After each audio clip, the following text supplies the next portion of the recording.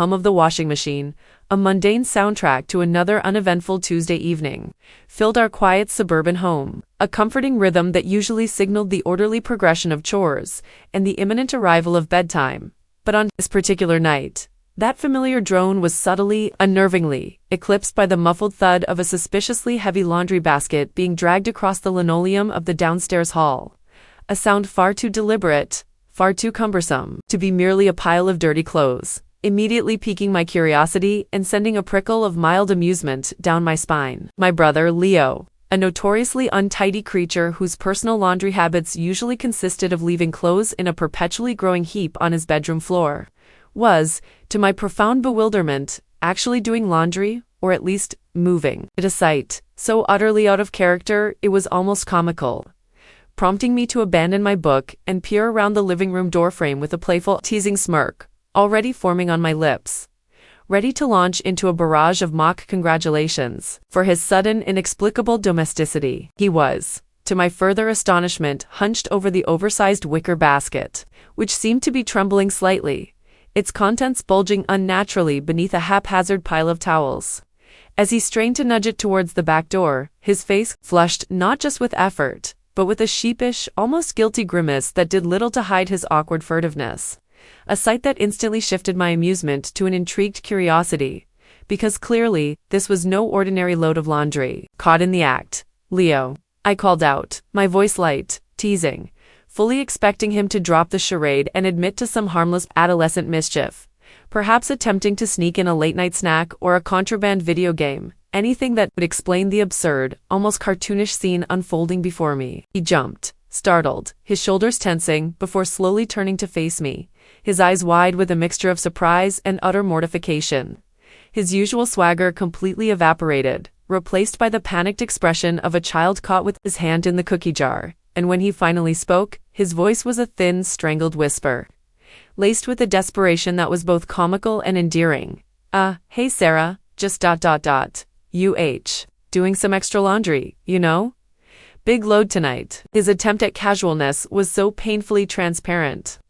so comically inept, that I couldn't help but let out a burst of laughter. Stepping fully into the hallway, my eyes still fixed on the quivering laundry basket, which now seemed to be emitting a faint, almost imperceptible rustle from within, confirming my suspicion that its contents were far more animate than mere fabric. Oh really? I countered, my eyebrows raised in mock skepticism,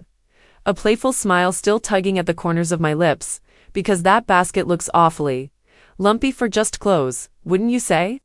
His face, already a blotchy red, deepened to a furious crimson, and just as he opened his mouth to stammer out another improbable excuse, a tiny muffled sneeze erupted from beneath the towels, a sound so distinctly human, so undeniably feminine, that any remaining pretense instantly evaporated, leaving behind a delightful adolescent absurdity, with a dramatic sigh that was half exasperation, half theatrical surrender.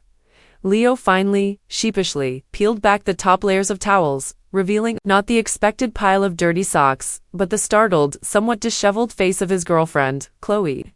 her eyes wide with a mixture of embarrassment and suppressed giggles. Her small frame curled impossibly tight within the wicker confines, the ultimate testament to youthful ingenuity and the sheer determination of forbidden romance. My laughter, which had subsided for a moment in stunned disbelief, erupted anew, louder this time, genuinely delighted by the audacious, utterly harmless nature of their subterfuge. Because in that moment, seeing Chloe emerge, dusty and disoriented, but undeniably unharmed, from her unlikely hiding spot, the entire situation seemed nothing short of an amusing, heartwarming testament to their youthful love, a classic, almost cinematic tale of sneaking a sweetheart into the house right under our parents' unsuspecting noses. You two are absolutely ridiculous, I exclaimed, still chuckling, shaking my head in amused disbelief, my heart filled with a nostalgic warmth for the innocent thrill of their secret. Playful rebellion, a far cry from the insidious darkness that would soon be revealed. Leo, finally breaking into a wide, relieved grin, helped Chloe clamber out of the basket, their faces beaming with a triumphant, slightly mischievous glow, and in that moment, standing there in our dimly lit hallway, surrounded by the ordinary sights and sounds of our family home, I genuinely believed this was just another harmless, charming chapter in the ongoing, innocent saga of my brother's teenage romance, a sweet, silly secret that bound them together, completely unaware that this very basket, this very method of entry, was merely a minuscule, almost laughable facet of a far larger, infinitely more disturbing, and deeply immoral operation they were running. A dark enterprise that extended far beyond the simple boundaries of their youthful affection. The innocent charm of that initial discovery, the shared laughter over their hilariously inept smuggling operation, quickly began to curdle in my memory as subtle, unsettling anomalies started to accumulate, slowly eroding my initial amusement and replacing it with a creeping, insistent unease, a cold knot of apprehension tightening in my stomach. The laundry basket trick, which I initially thought was a one-off, became a recurring ritual, albeit more subtly executed, its frequency increasing to alarming levels. Accompanied by a host of other strange occurrences, hushed, late-night phone calls that ended abruptly whenever I passed Leo's closed bedroom door. A sudden, inexplicable influx of cash that seemed to pad his once empty wallet with surprising regularity. A curious stream of unfamiliar cars, sleek and expensive, making brief, furtive stops at our house in the dead of night. Their occupants often exchanging quick, almost furtive glances with Leo before driving off into the darkness, leaving behind only the lingering scent of expensive cologne and a growing sense of disquiet in our usually quiet, unremarkable suburban neighborhood. I started noticing an odd, almost transactional shift in Chloe's demeanor whenever she was around Leo, a peculiar blend of affection and a calculating professionalism that struck me as deeply unsettling, particularly when I once overheard her whispering during one of those hushed calls about tonight's booking and client preferences.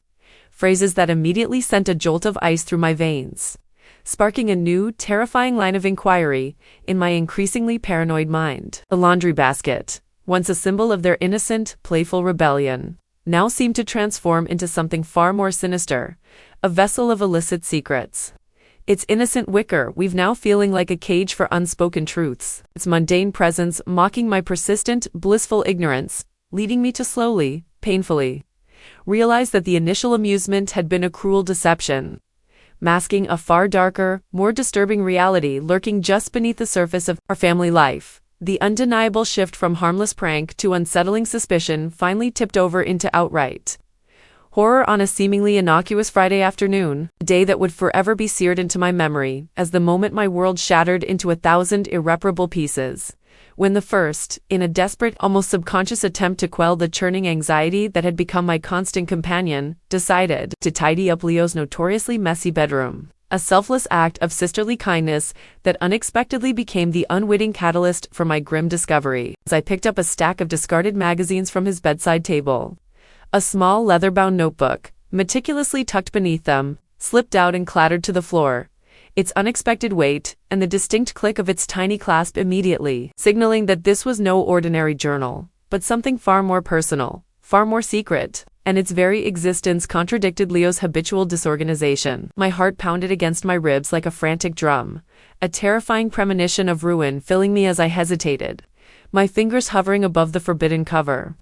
warring with the ethical dilemma of invading his privacy versus the desperate, urgent need to understand the source of my spiraling dread, until curiosity, fueled by a terrifying certainty that something was profoundly wrong, irrevocably wrong, I opened it, my breath catching in my throat, and what I found within its pages was not the expected teenage musings or doodles, but a meticulously organized ledger, its columns filled with chillingly precise details, dates, times, code names, services, and meticulously recorded payment amounts, each entry a cold clinical snapshot of a clandestine transaction.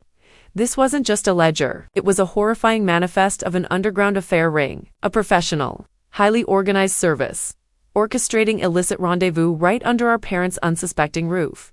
using our home, our sanctuary, as a sordid transactional hub for discrete encounters. A revelation that slammed into me with the force of a physical blow, stripping the air from my lungs and leaving me gasping for breath, utterly consumed by a profound sense of disbelief and overwhelming nausea. The sickening realization that our family home, the place of comfort and childhood memories, was being systematically desecrated, transformed into a clandestine hub for illicit rendezvous, fueled by my brother's calculating greed and Chloe's surprising complicity, ignited a furious, righteous indignation within me. A rage so profound it threatened to consume every fiber of my being, replacing the initial shock with a cold, burning determination to uncover the full, horrifying extent of their enterprise. I spent the next several days moving through our shared household like a ghost, outwardly maintaining a facade of normalcy, engaging in mundane conversations with Leo about school and chores, while inwardly, I was a meticulous, relentless investigator, observing his every move, listening intently to his hushed phone calls, and subtly tracking Chloe's increasingly frequent, often late-night, sleepovers, which I now knew were merely thinly veiled covers for her active participation in their sordid scheme. I discovered their network was surprisingly sophisticated. They used encrypted messaging apps to communicate with clients,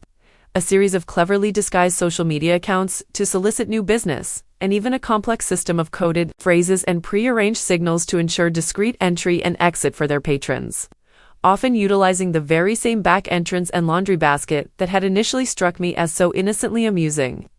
A dark irony that twisted my stomach into knots of revulsion, the sheer audacity of their operation, the profound disrespect for our parents' trust and the sanctity of our home, was almost unfathomable. A deeply disturbing testament to Leo's chilling capacity for calculated deceit, and the knowledge that strangers were routinely passing through our living room, perhaps even using our family bathroom, for their sordid trysts, sent waves of nausea through me, leaving me feeling physically soiled, as if the very air of our home had been tainted by their insidious enterprise, making my blood boil with a silent, simmering fury that threatened to erupt at any moment. The internal conflict raged within me, a brutal, agonizing battle between the deep-seated loyalty to my brother,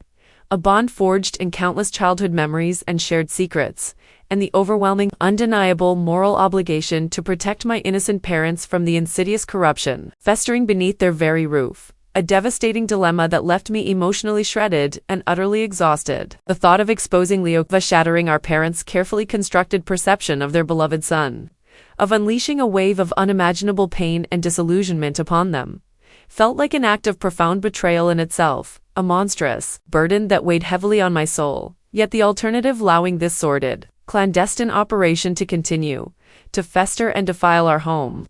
to systematically erode the very foundation of our family's peace, was utterly, completely unbearable. My heart ached, with a terrifying combination of sorrow and anger, mourning the innocent brother I thought I knew, while simultaneously raging against the stranger he had become.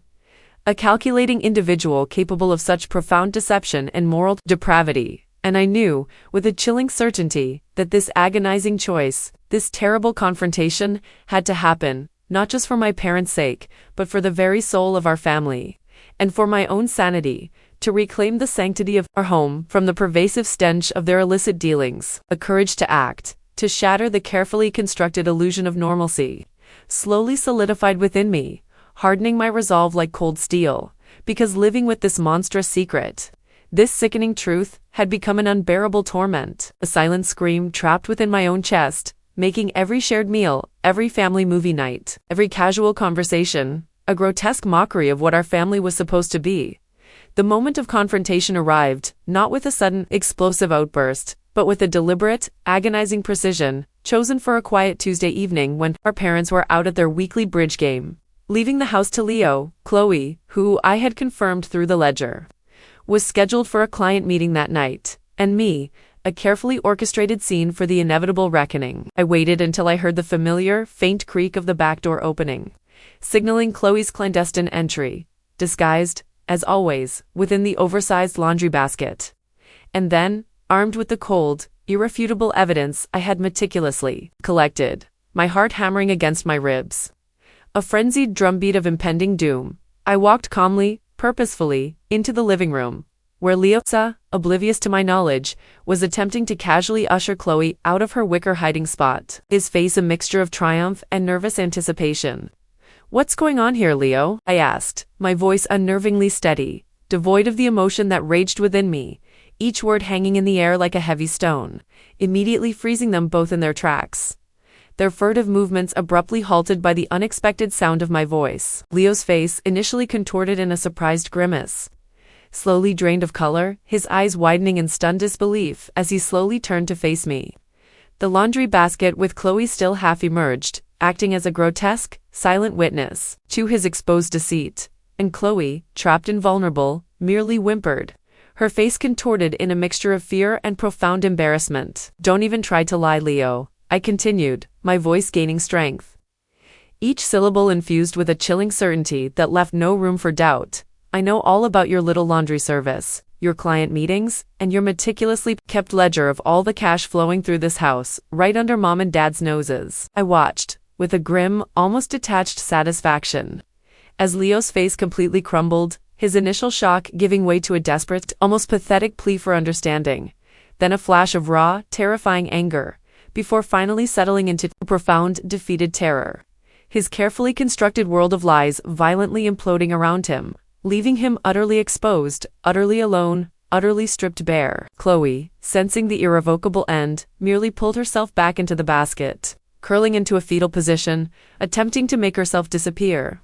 A futile gesture against the undeniable truth that now permeated every inch of the room, every corner of their exposed deceit. The confrontation that followed was brutal. A raw, unfiltered explosion of years of bottled-up frustration, of trust shattered beyond repair, of the profound disgust I felt for their cynical exploitation of our home. And though Leo eventually confessed everything, his words tumbling out in a torrent of desperate explanations and pathetic justifications, the damage was already done. The innocent boy I knew replaced by a calculating stranger. The ensuing fallout within our family was catastrophic, a devastating earthquake that tore through the very foundations of our lives.